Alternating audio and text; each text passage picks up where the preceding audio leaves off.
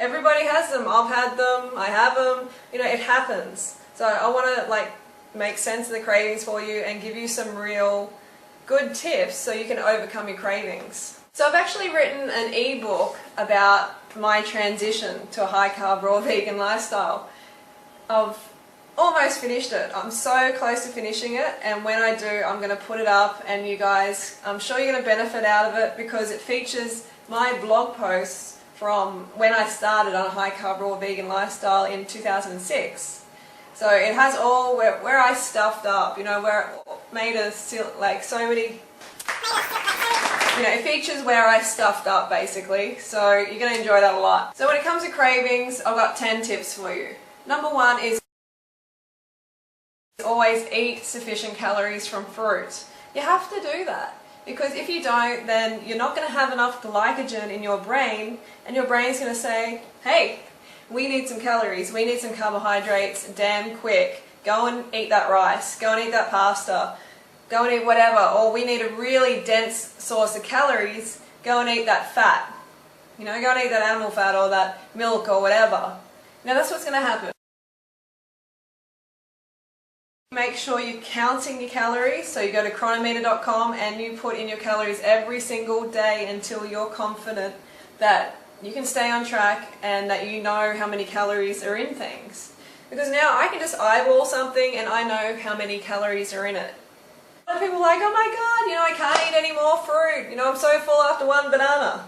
You got to try harder. If you think you're full off one banana, you're seriously mistaken. You're not in tune with your body. The people who say I'm full of one banana then go and eat ice cream. Go and eat like half a tub of ice cream. So you really just have to be patient and keep getting the calories in consistently. Sometimes you have to eat when you don't want to eat. You know, you may not feel like eating, but I've noticed as soon as we bring the fruit up to our lips and our taste buds taste that carbohydrate, that's when, you know, it registers in our brain, oh, we need food. And then it starts to taste better and we can get the food in. So sometimes you have to be like a robot. You know?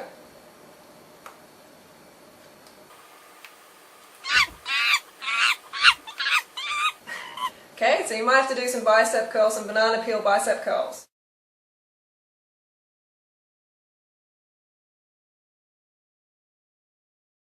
Smoothies are really good because they help you get more calories in. When we're sort of drinking it, even though you have to chew it, but it's still sort of a drink, when we're having it in that form, it's so much easier to get more calories in. Okay, so really concentrate on smoothies early on in your journey and forevermore. You know, like I have a lot of smoothies. Most of the time, 2 of my meals out of a day are smoothies. If you don't know why you're feeling a certain way, you know, why you're having a craving, then how are you going to know how to fix it? You're not going to know. So you need to educate yourself. Carbohydrates are brain fuel. Okay, if you're not getting enough glucose to your brain, then you're going to be craving things. You know, people try and complicate it all the time. They try and say, oh, you know, like it's not that, it's not, I don't need calories, it's because I was abused as a child, or I'm just having an emotional day, or whatever. It's not that, okay? You need calories. And the brain gives you pain as a motivator to get calories. You know, at first I was just doing it completely wrong. You know, I was reading David Wolf's book, Sun Food Diet Success System, and it's a great book for motivational aspects, like it's got a lot of stuff that Tony Robbins says in there. You know, it's good for that reason, but oh my god, it's confusing. And it does not say anything about counting calories, doesn't emphasize eating large quantities of fruit. Now I'm looking back, I'm thinking, WTF, where's the fruit? Honestly. If we don't have large quantities of fruit, then we're going to go to fat, we're going to go to salads with fatty sauces and stuff like that. And then we're going to wonder why we want to binge out on like fatty, sweet, raw cakes and stuff like that, or like cooked cakes. It's because the carbs, remember the carbs.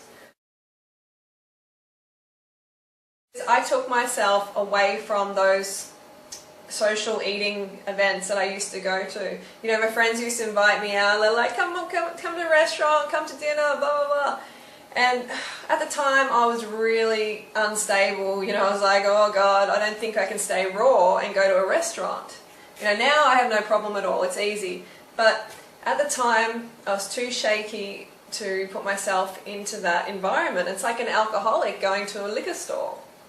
And by the way, alcoholics, they are just carbohydrate deficient as well, because alcohol is carbs. Yeah, so social events, like just for the first couple of weeks, take yourself out of these events. You don't need to meet your friends over food. Why? You don't need to. Don't say, oh, you know, but I've got such a big social life. Organise to meet them in the park, go for a jog together, do something outside of food. Or if you really, really have to go, you've got to eat a lot beforehand.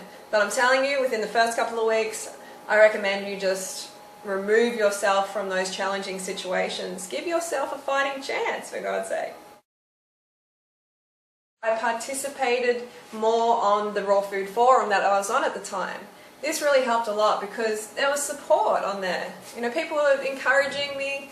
You know, I was held accountable for what I was doing, and it helped immensely. So I recommend you go on 30bananasaday.com and be a part of the community.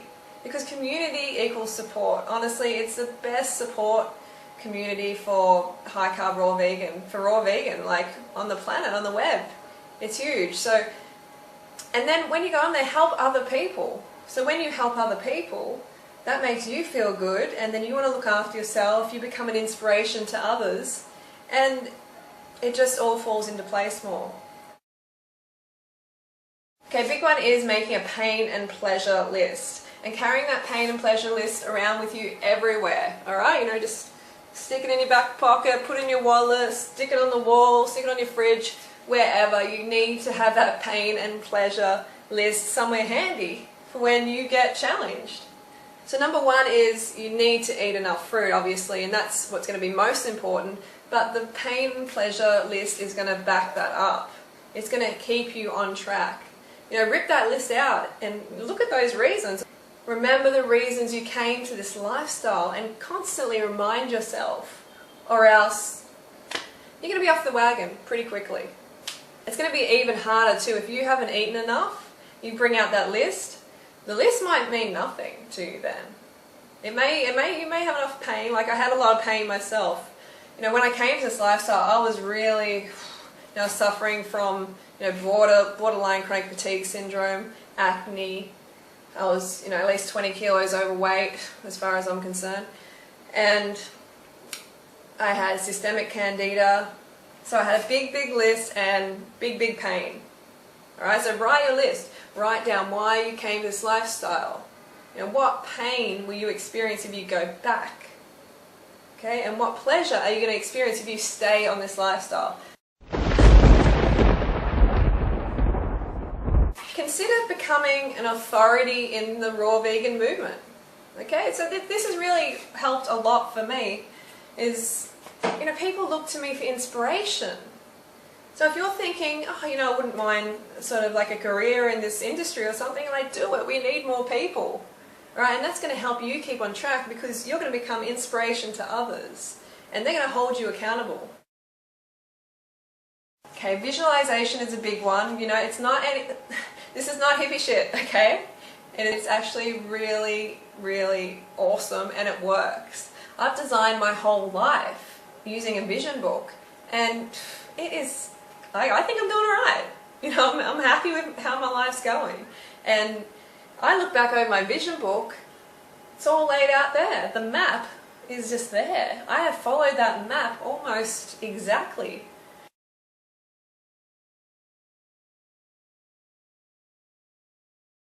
Go to fruit festivals and be around people who are doing the same thing as you're doing. I know when I went to the fruit festival this year, it was amazing. Like, even though I was already on the lifestyle, just being around like 100 other people, more than 100 other people doing the same thing and being carved up, it was so good. You know, when people have enough carbohydrates, it's like, God, I've never been to a gathering of people in such a good mood. So that is a big thing. Go to festivals, like surround yourself with people doing the same thing so you feel supported in real life, not just online. And throw raw food picnics, you know, invite people over, start to meet people, get out of your comfort zone. Make bananas and dates your staple. They're so important. Like bananas and dates are like the rice of the high carb raw vegan movement. And if you think you're allergic to bananas or dates, I don't know, you know, because people eat a whole lot of other foods, like, you know, meat and dairy for instance, and then they have a banana and they have some sort of reaction and they're like, oh, it must be the banana.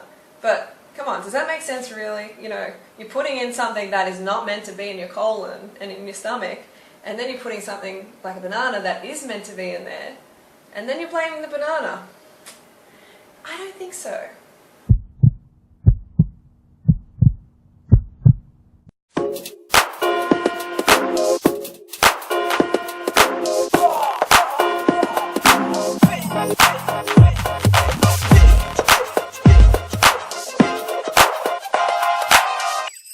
La la la la la.